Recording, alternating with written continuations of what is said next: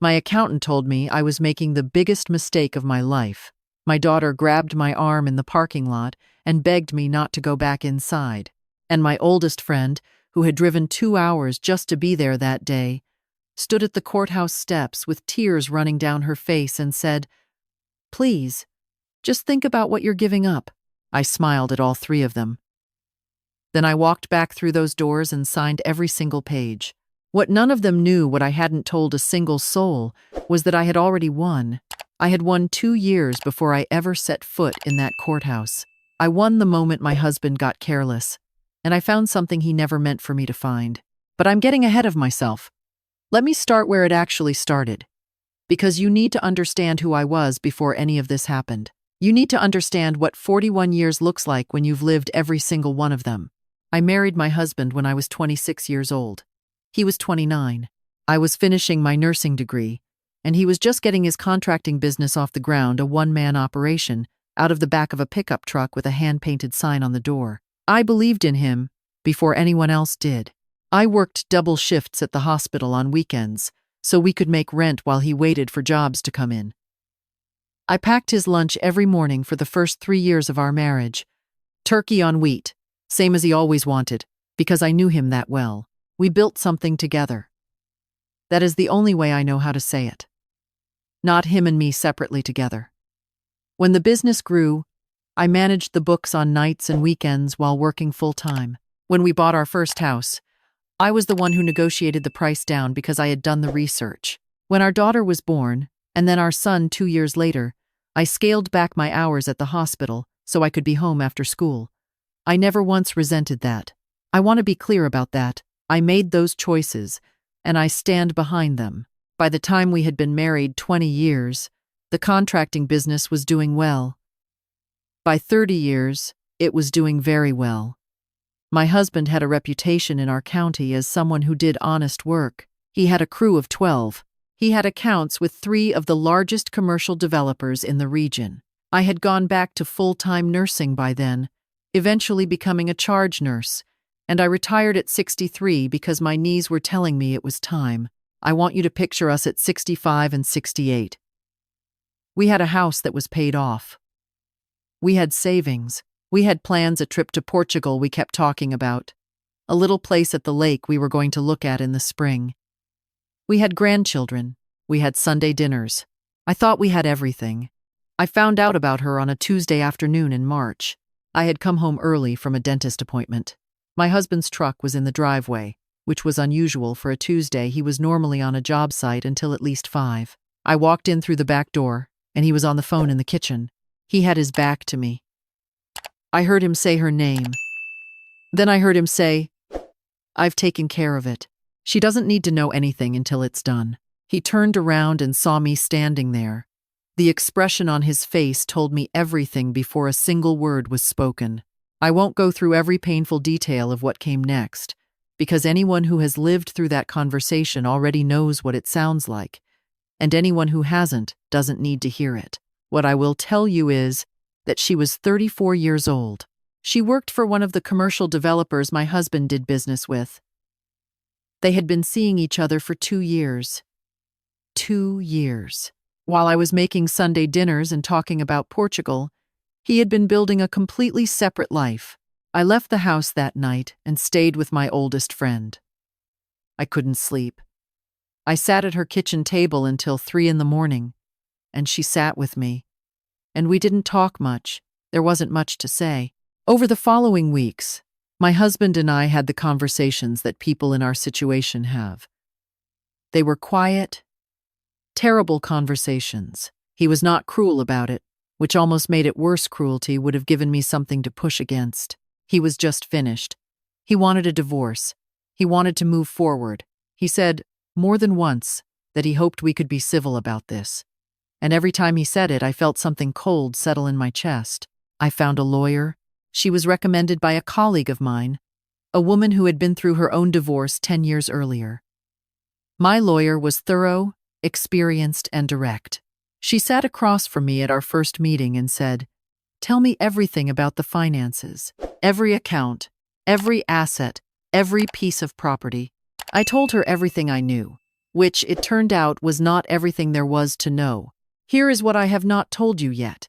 Here is the part that changes the whole story.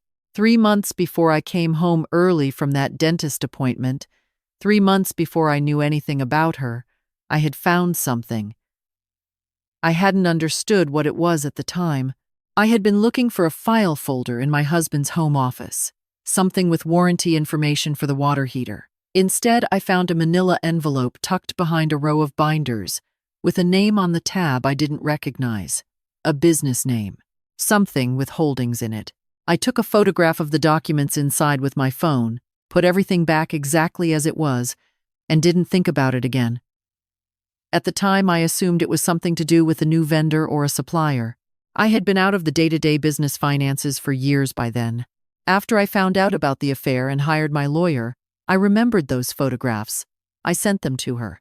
She called me the next morning before 9 o'clock. "Where did you get these?" she said. I told her. There was a pause on her end of the line. Then she said, "I need you to come in. Today, if you can." I went in that afternoon. My lawyer spread the photographs across her desk and walked me through what I was looking at. The holdings company was an LLC that had been registered 18 months earlier. The registered agent was a name neither of us recognized. A third party, she explained. Often used specifically to create distance between the real owner and the entity. But the documents I had photographed showed financial transfers, money moving from the contracting business into this LLC. Significant money. The kind of movement that, my lawyer said carefully, would need a very good explanation. It could be legitimate, she said. A restructuring, a new investment vehicle. But the timing, the structure, the secrecy, she paused. This is worth looking at very closely. She brought in a forensic accountant. He spent 6 weeks going through everything. What he found was not a legitimate restructuring. Over the course of approximately 3 years, a substantial portion of the business's profits had been quietly redirected. Not stolen outright, it was more sophisticated than that. Underreported revenue, inflated subcontractor expenses, payments to the LLC that appeared on paper to be for consulting services that were never actually provided. The forensic accountant used a phrase I hadn't heard before. Fraudulent concealment of marital assets. My lawyer used a different phrase. Leverage. This is the part that people sometimes have trouble understanding when I tell this story, so I want to be careful here. My lawyer explained our options very clearly. We could go into the divorce proceedings with everything we had found, demand full disclosure, and fight for an equitable settlement that accounted for the hidden assets. That was one path. It was a legitimate path. It might have worked. Or, she explained, we could wait. We could let my husband's side make the first move. Present their proposed settlement, which would, predictably, be based on the financial picture as they wanted me to see it, not the full picture, and then we could respond. At that point, everything we had gathered would not just be a negotiating tool, it would be evidence of fraud. And at that point, the conversation would change entirely. It would no longer be about what was fair. It would be about what the law requires when one party has deliberately deceived the other. What's the risk of waiting? I asked her. He could move more assets. He could try to dissolve the LLC. Time matters. But we have the photographs. We have the forensic accountant's report. Yes, she said. We do. I thought about it for 2 days. I thought about 41 years. I thought about turkey sandwiches and double shifts and the look on my husband's face in the kitchen that Tuesday afternoon. And I made a decision. I called my lawyer and told her we were going to wait. She was not happy. That is an understatement. She walked me through every risk, every scenario. She asked me 3 times if I was sure. I was sure. My husband's lawyer sent over a proposed settlement 4 weeks later. It was, as expected, built on a version of the finances that made the marital estate look considerably smaller than it actually was. The business was valued at a number that my forensic accountant had already told me was roughly 40% below what it should have been. There were assets that simply didn't appear anywhere in the documents. The LLC, naturally, was nowhere to be found. They were offering me the house, a portion of the retirement accounts, and a monthly payment for 5 years. It was structured to look generous. It was not generous. It was structured to look like I was being taken care of while my husband walked away with the majority of what we had actually built. My lawyer called me when she received it. "Do you want to respond now?" she said. "Not yet," I said. There was a silence. "Helen," she said, and she never used my first name in a professional context, which told me she was genuinely worried. "I have to advise you that accepting this proposal would be—" "I'm not accepting it," I said. "I'm not rejecting it either. I want to sit on it for 2 weeks." She was very quiet for a moment.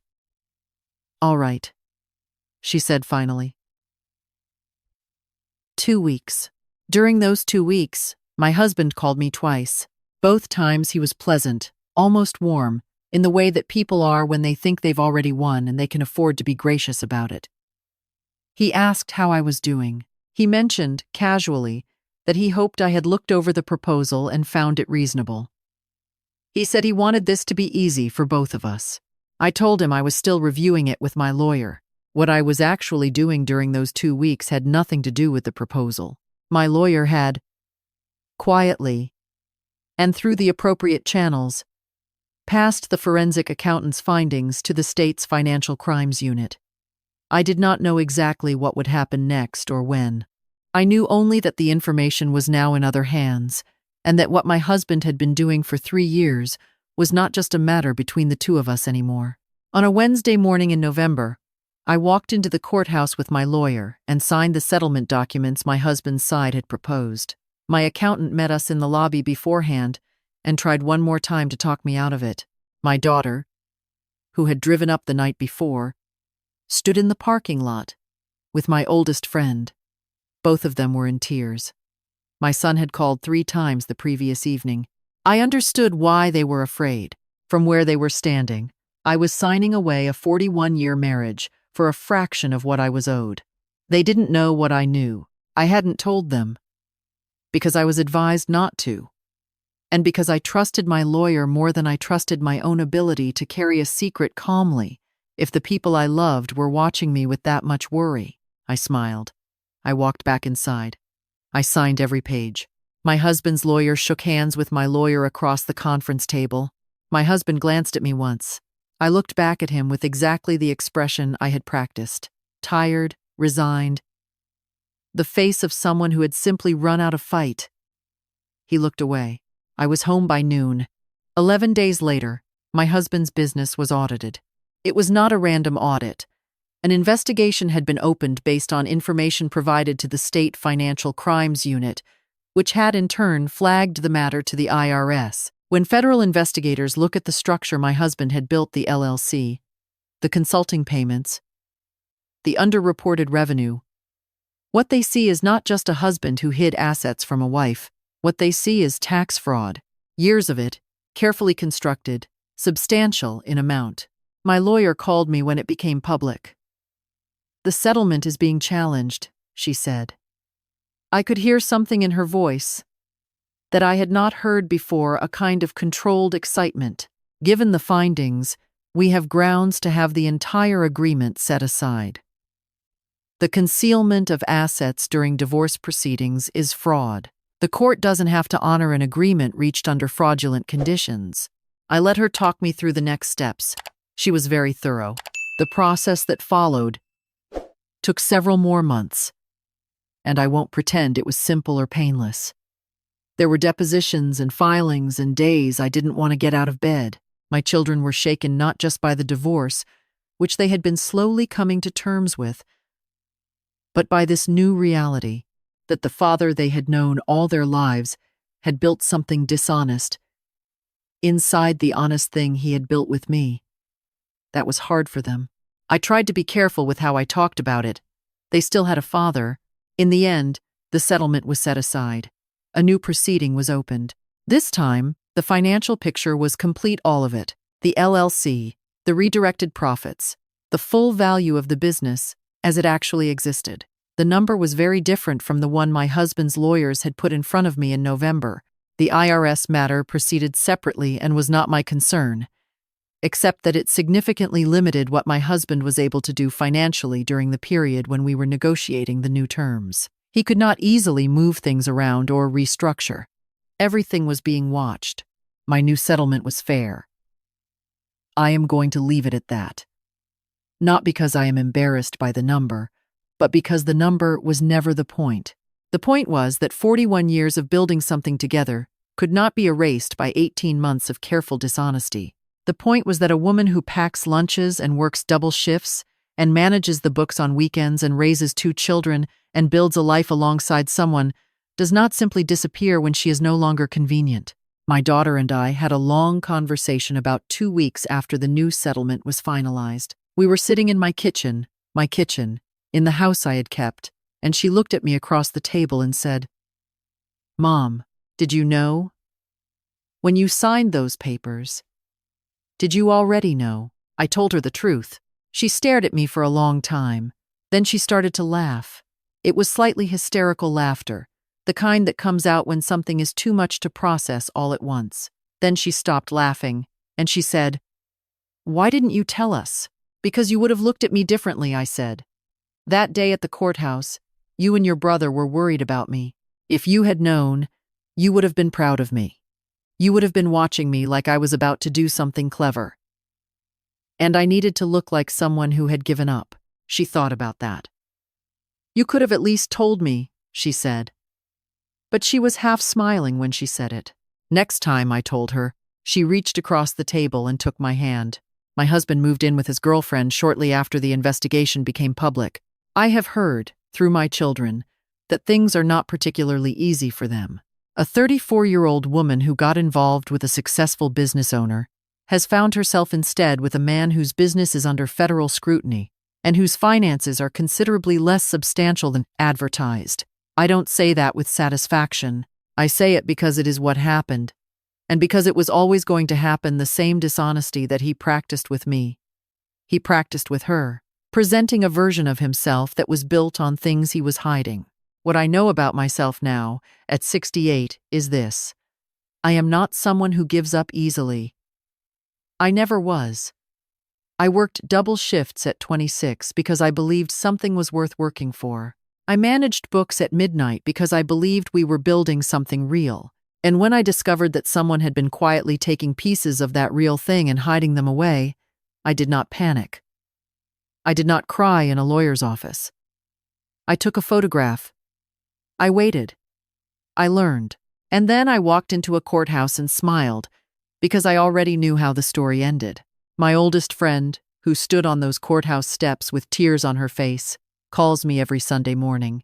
Last week, she said, "You know what still gets me? You hugged me in that parking lot. You told me everything was going to be okay." "It was going to be okay," I said. "You knew it was," she said. "Yes," I said. "I did." She was quiet for a moment. "I want to be you when I grow up," she said. I laughed. I told her she had a 20-year head start. "I want to say one more thing, because it is the thing that matters most to me, and the thing I think about when I can't sleep, which happens less now than it used to. I am not a woman who believes in revenge. I want to be very clear about that. What I did was not revenge.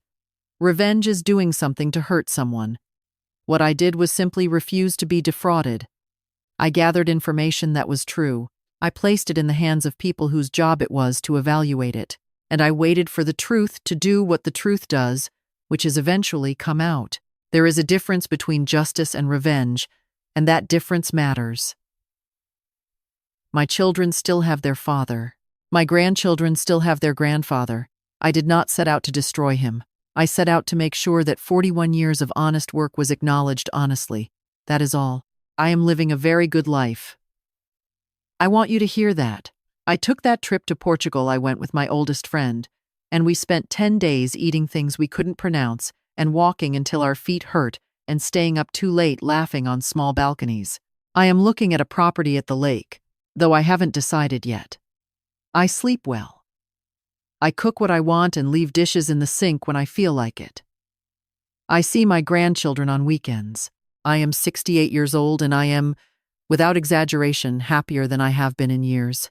Maybe the most important thing I learned through all of this, more important than anything about LLCs or forensic accounting or the strategy of waiting, is that I was always going to be okay. I had spent 41 years believing that my security was tied to another person, to a marriage, to a structure we had built together. And then that structure cracked. And I discovered that the thing holding me up had never been the structure at all. It was me. It had always been me. The woman who worked double shifts at 26 was still there. She had never left. She had just been waiting for me to remember her. I hope, if you are in the middle of something hard right now, that you hear that. Whatever you are carrying, whatever someone has taken from you, or tried to take the part of you that built things, that got up early and stayed up late and believed something was worth working for, that part is still there. It doesn't disappear just because someone else stopped valuing it. You are still worth the fight. You just have to be willing to smile and wait and know that the truth is already on its way.